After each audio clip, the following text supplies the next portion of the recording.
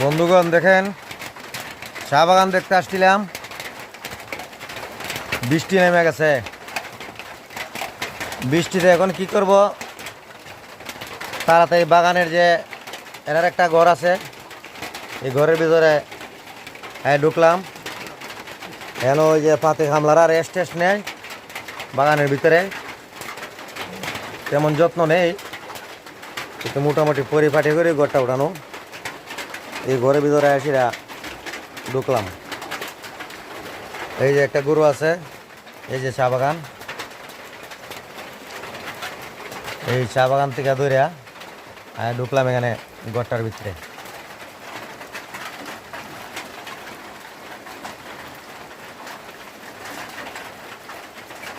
বৃষ্টি পড়তেছে, বৃষ্টির মেয়ে আমরা দাঁড়ায় রয়েছি এই যে এই ঘরটার ভিতরে।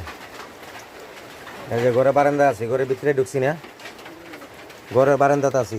এই যে বারান্দা অনেক বড়। ওই জন 3/4 ফিন্দে আর একজন দাঁড়ায় আছে।